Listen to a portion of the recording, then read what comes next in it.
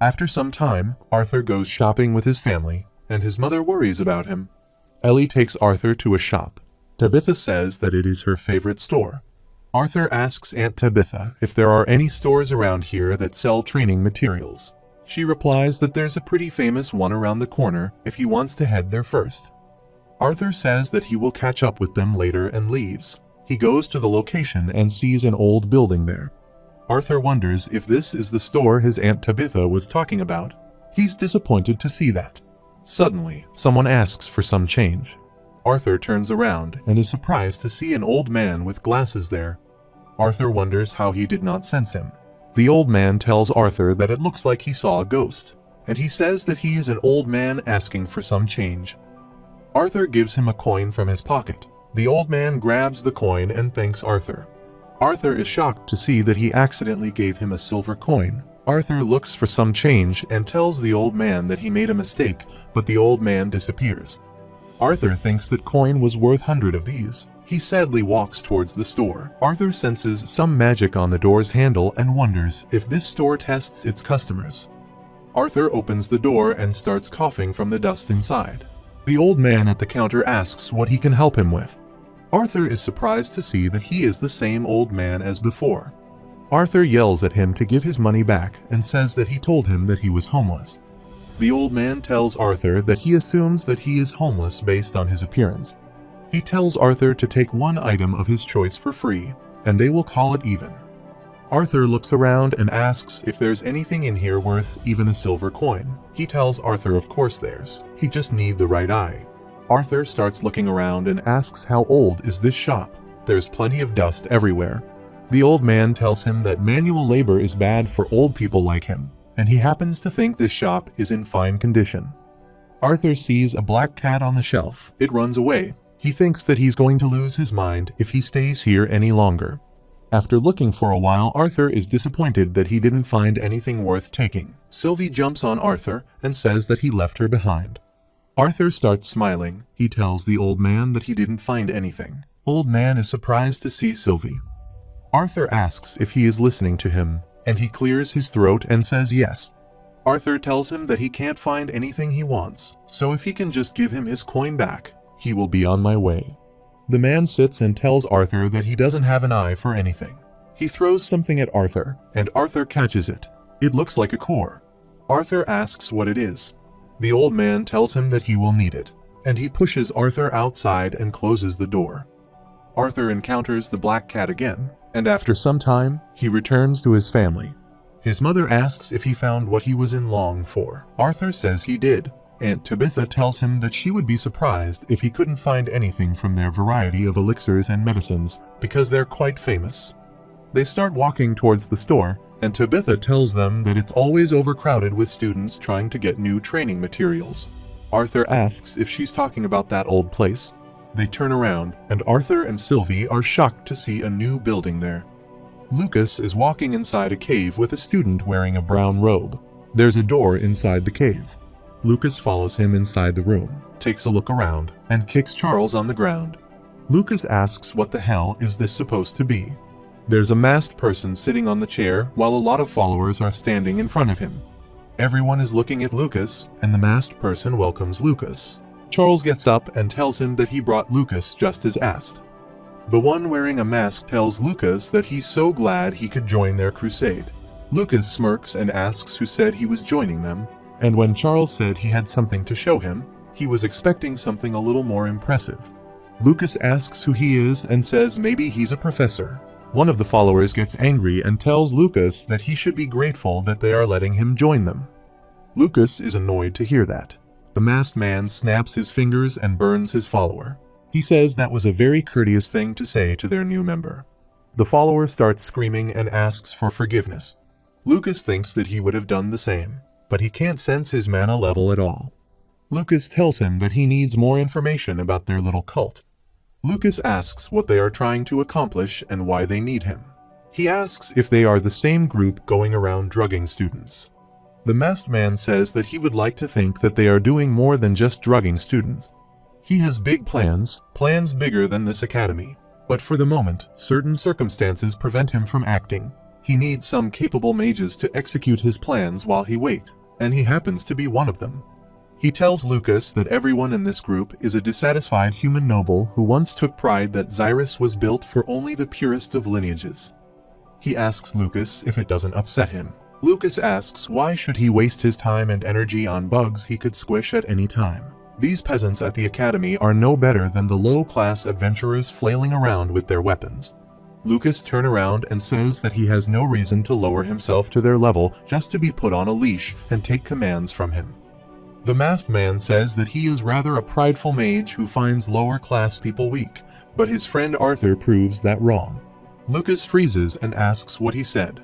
The masked man says that he may have been hailed as a prodigy and pampered with elixirs since his awakening, but he's still no match for Arthur. And the sad thing is that he was never even trying, and he knew that. Lucas gets furious and asks who the hell he is. The masked man gets up from his chair and says that he is a mere benefactor who came here for the betterment of this land. He tells Lucas that they could have a mutual benefit in this. Lucas wonders how long has he been watching. The masked man tells Lucas that soon he'll be able to personally strike, and when he does, the frail bond between three races will shatter. He currently has the council and this academy's director occupied, so the stage is set. He just needs him to help with loose ends. Lucas says these loose ends. He's assuming Arthur Lewin happens to be one of them. The masked man starts clapping and says very good. It looks like his elven half didn't affect his ability to think. Lucas asks how he expects him to kill Arthur if he's that strong, and the masked man replies that if he's as strong as he thinks, then he will be able to control the powers that he will bestow upon him, and these powers will be on a different level. Lucas asks if he has a plan to get Arthur Lewin to fight him at his full strength. The masked man says it is simple. Arthur is only human, and he places great importance on his family and his friends, but one person in particular. Lucas smiles and says Tesha. The masked man says yes, an elf as the student leader is just not right. The followers start saying that is disgusting. The masked man asks Lucas if he thinks that just the slightest bit of elf princess blood being shed will get his dear Arthur riled up. Lucas smirks and says sure. Meanwhile, Elijah is sitting in his dorm, cleaning his glasses, but there's a knock at the door. He opens the door and sees Arthur standing there. He says that he has lost his keys. Elijah quickly hugs Arthur. Arthur pats him on the back and says that he is okay. They can't get rid of him that easily. Elijah says that he knows Arthur is like a cockroach. After some time, Arthur packs his bag, and Elijah caresses Sylvie. He tells Arthur that Director Goodsky stopped by yesterday to tell him not to worry about him, but he heard Claire's recount of what happened, so it was hard to believe that he was alive. Arthur asks if everyone is all right. Elijah says that Claire and Curtis checked out of the infirmary this morning, and Tesha is with her grandfather in one of the training rooms. Arthur is surprised to hear that. Elijah tells him that he should go visit everyone so they can see for themselves that he is okay. Arthur says that he should, but he can't handle their questions. He tells Elijah to tell everyone that he's all right because they will trust him. Elijah says that he can do that. They fist bump each other, and Arthur leaves. Elijah lays on the bed and grabs his hair in anguish. Arthur thinks that Director Goodsky should be with the council right now. Sylvie tells Arthur that she feels Mama is in danger, and Arthur says that he's going. Arthur rushes to the training ground and asks what's going on. Arthur's ring starts shining. Sylvie asks what is going on with his ring, and Arthur says that something inside is making it burn. There's smoke everywhere. Arthur sees that Virion is sitting there, and Tess is covered in branches. Arthur asks if that is Tess. Virion says yes, she has been like this since she got back from the dungeon. Arthur asks what is happening to her. He replies that he is not too sure, but her beast will have been acting up and causing problems with the assimilation, almost like it's trying to fight back against Tess's body. He thinks that something was different with the Elderwood Guardian he fought. Even after assimilating with Tesha for so long, it still feels off, like it's mutating. Arthur wonders if this is his fault. He shouldn't have given her the beast core.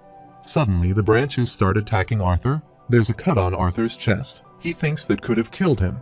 The branches start attacking him again. Arthur dodges swiftly. Virion asks if he is okay. Arthur says he's fine, but it seems like his granddaughter has been holding a grudge against him. The attacks become fierce. Arthur jumps back and places his hand on the ground, but the ground tilts and more branches come out of the ground.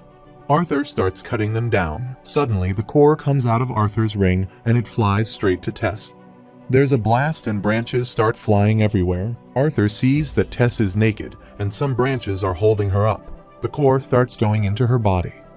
Arthur quickly jumps towards her and covers her body with a piece of cloth. Arthur carefully puts her on the ground. Virion runs towards them and he thinks that he has no idea what Arthur did. He tells Arthur that he saved her. Tess gets up and starts rubbing her eyes. She asks why she's on the ground. Virion starts laughing. Tess starts laughing too after seeing them. Virion opens his arms to hug her. She rushes forward and hugs Arthur. Virion thinks that she went the wrong way. Tess starts smiling and says that he is alive. Arthur also smiles at her and says yes, he's alive. After some time, Tess undergoes some tests at the doctor's office. Arthur thinks that he still doesn't understand why that orb that the old man from the elixir shop gave me just flew into Tess like that. It seemed to have calmed her down for now, but he needed to get back to that shop and ask him what it was that he actually gave him. Virion asks the doctor if she's okay. The doctor tells him that her vitals are stable now, and the mana circulation throughout her body isn't impeded. Virion and Arthur smile at each other. The doctor says there's one thing that doesn't make sense. Even as a dark yellow core mage, he wasn't able to measure her mana core. Virion starts walking towards her and says that she can't be right. Arthur asks if she is okay. Virion tells him that he is checking now. He places his hand on her stomach, and Virion falls to his knees with a sudden shock. He says that Tessa's core is almost at the initial silver stage now. Arthur and Virion are walking outside. Arthur asks if it's okay to leave her alone, and Virion says she's just exhausted. After breaking through 3 stages at once, she just needs rest.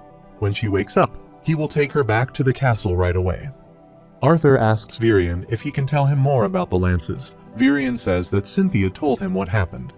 Virion tells Arthur that it takes roughly 20 solid yellow core mages to hold off a single silver core mage.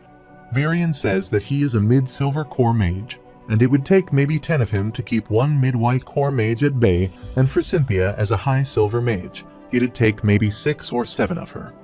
Arthur asks if he is that weak. Virion is annoyed. He starts pulling Arthur's cheek and says that he is not weak. They are just too strong. They sit on a bench. Arthur asks how do white core mages get so strong, and some of the lances are so young, but they're the most powerful ones out there. He asks what's stopping them from taking over the kingdom. He imagined that the 6 lances can easily take down the thrones. No offense. Virion says none taken. He looks up and says, the lances right now. They only became as powerful as they are after they were knighted. Arthur asks what he means. Virion says that only the royal families have been privy to this information. He tells Arthur that he can't tell a soul what he's about to tell him. Virion asks if he believes in deities. It has to do with how the royal families have stayed in power since the formation of the 3 kingdoms. Virion tells Arthur that during the Beast Era, the elves, humans, and dwarves were nomadic, traveling with their own kind and meeting with the other races only for trade. They had differences in cultures and beliefs, but were still on good terms. The 3 races would have lived in times of peace had it not been for the mana beasts that roamed free and sought them out as prey. The 3 races dwindled in numbers as the years passed until one day, a deity descended from the sky and gifted the 3 races the tools to overcome the mana beasts and put an end to this era. This deity appeared before 3 people who were the forefathers of what are now the 3 royal families, the Glader, the Greysunders, and the Aralith families. He bestowed their ancestors with 6 artifacts to be shared among the 3 individuals to become kings, but the 3 kings weren't meant to use these artifacts themselves, and were to instead bestow them upon their 2 most powerful subjects under a soul oath and knighting ceremony. The artifacts also gave them the insights needed to utilize a powerful energy that existed all around them, mana. The 3 kings then commanded the 6 artifact users to spread their newfound knowledge and powers by teaching those who were capable, thus creating the first generation of mages. The elves, humans, and dwarves rallied together to push the mana beasts deep into the trenches of what is now called the Beast Glades. Thus, a time of true peace descended upon the land, ending the Beast Era and marking the beginning of a new era. The 3 races diverged peacefully and naturally, each seeking a place to call home that best fit their culture and lifestyle. The human king led his people west, where the land was flat and rich in soil, truly a place to foster growth. The elven king shepherded his people north, where they could live in harmony with the magical forest and the living beings inhabiting it. The dwarven king guided his people south, where the earth was abundant in precious ores of metals and gems. With the three kings and their lances watching over their people, they truly lived in a time of peace and prosperity. Arthur asks if the lances were the first ones to use magic through artifacts given to their kings by a deity. He says even after accounting for how old this story is, there's something wrong with the end, though. Varian gets angry. He pulls Arthur's ear and says there's something wrong with it because he didn't let him finish. Varian says, basically, that peace lasted only a few generations until the three races slowly forgot about the alliance their ancestors all shared, and their greed took over. As for lances, it's not that they went anywhere. They've existed throughout the generations, nurtured very closely to the royal families, and have been secretly raised to wield an artifact. It's only because of the discovery of the other continent that they decided to unify and make the lances known publicly. Arthur says that he can see why this was kept a secret, even if the lances are soulbound to their kings. If word got out that there were artifacts capable of producing white core mages, Varian says, then Dickathan's fall might very well happen from within. Arthur thanks him for trusting him with this. Varian tells Arthur that he has truly grown. Varian ruffles his hair and says that his body has finally grown into that uselessly mature brain he had since they first met. Varian tells Arthur that he is telling him all of this because he plays a part in all of this. Arthur is confused. Varian tells Arthur that his bond isn't just a mana beast, but she's a deity. Arthur looks at Sylvie, who is sleeping peacefully in his bag. Arthur asks if he is talking about her, and Varian tells him to hear him out for a second. He tells Arthur that deities are beings that are able to ascend from what they consider their mortal bodies and fully harmonize with mana. Arthur asks if it's because she's a dragon. Arthur says she's very strong and smart, but she's not a deity. Varian says there's a reason why even spotting a dragon is considered a blessing in their culture, and it's why he has been keeping Sylvie's true form a secret all this time. Varian tells Arthur that he doesn't think that it's a mere coincidence that the two of them have become bonds. Varian gets up and tells him that the world is changing. He doesn't know what role they will play in it, but whatever the case, he needs to be ready. After their talk, Arthur starts walking with Sylvie. He is looking at the sky. Sylvie asks where they are going, and Arthur says that there is something he needs to check. Arthur goes to the same place where he found the old man, but there's nothing there but a wall. Arthur sees that there is another core on the ground with a note attached to it. Arthur picks it up and reads the note. Arthur quietly leaves after reading the note. In the morning, Arthur is having breakfast at the table with his family. His mother asks if something is wrong. Arthur starts smiling and says not at all. Arthur tells her that he missed her meals at school, and she asks if that is why he has been eating his peas one at a time. Arthur looks down and sees that Sylvie is eating his food. His mother tells him that if he needs to do something, they understand. Arthur says no. He promised they would spend time together for the Aurora Constellate. His father tells Arthur that he has about as much life in him as Vincent does during meetings. He would rather have his normal son after he's taken care of whatever is on his mind. Ellie tells Arthur to bring Sylvie back in one piece and bring back presents. Arthur starts smiling and thanks everyone. He leaves after breakfast. Arthur is holding the note in his hand, and it says if he wants to tell the whole story, come to the West Teleportation Gate at noon tomorrow. A king is sitting on the throne. His advisors tell him that it's as necessary to kill her King Grey. It's of utmost importance to bring stability to their country. Sylvie calls Arthur. He wakes up and says that it was just a bad dream. Arthur wonders why did that memory have to come up now. He pulls the note out of his pocket and thinks that it has to be from that old man. Arthur thinks that he must know something that Varian left out. Arthur is riding on a carriage, and after some time, he reaches the gate. A guard asks him to state his reason for passage and form of verification. He tells Arthur that this is the West Teleportation Gate to the Kingdom of Elenoir, and they need verification to allow anyone through. Arthur brings out a watch and asks if this counts as verification. The guard is surprised to see that Arthur is holding the seal of the royal family of Eleanor. He bows and tells Arthur to go this way. Arthur thanks him and walks towards the gate. Arthur thinks that this feels weird. Suddenly, he gets dragged into the door, and he tells Sylvie to hold on to him. They get dragged into a dark room. Sylvie tells Arthur that she is scared, and Arthur thinks that this is the first time she said that. Arthur lights a fire in his palm and wonders what is happening. He feels a strong pressure and falls on his knee. Arthur asks who is there. A voice says that, at last, they have some privacy. The darkness disappears, and Sylvie trembles with fear. Arthur sees a black cat in front of him. Arthur says that it is the black cat that disappeared from the elixir store. The cat transforms into a man and says that he goes by Windsor, and to lessers such as him, they are known as deities. Meanwhile, Cynthia walks through the forest. She remembers the meeting she attended. Muriel asks Cynthia if she's sure the student who found Aaliyah's body isn't hiding anything from her.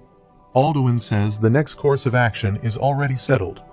Dispatch their best tracking mages to see if they can find any evidence that has been left behind. He asks Cynthia if she would be able to join. Cynthia says, unfortunately, she has other affairs to attend to. After the meeting, the owl asks Cynthia why she's so distracted on a mission like this. She says that she wonders if it was the right thing to do, not telling the council that Arthur Lewin was the student that found Aaliyah. The owl says that Boy is definitely a mystery. It will not be good for council to be suspicious of him. She says that she considers themselves lucky that he didn't see anything while he was down there. Someone attacks Cynthia. She blocks the attack, but it barely grazed her. Numerous people start attacking her at the same time. She uses her magic to throw them away and tells Avier to finish them. The owl transforms into a large monster and starts killing them. Cynthia starts torturing one of them and says that she can kill him quickly if he tells her what they are planning. He starts laughing and asks if she thinks that he will tell a traitor anything.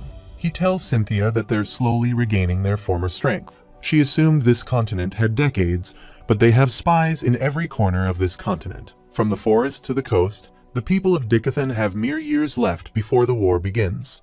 Cynthia kills him and thanks Avier for cleaning up the mess. He says no problem. Human meat is a little too stringy for his taste, but he managed. Avier asks how the wound is on her back. Cynthia says that she is fine, but this was too easy. They should head for the coast next. Cynthia applies the potion to her wounds, and she has the same blood symbols engraved on her spine.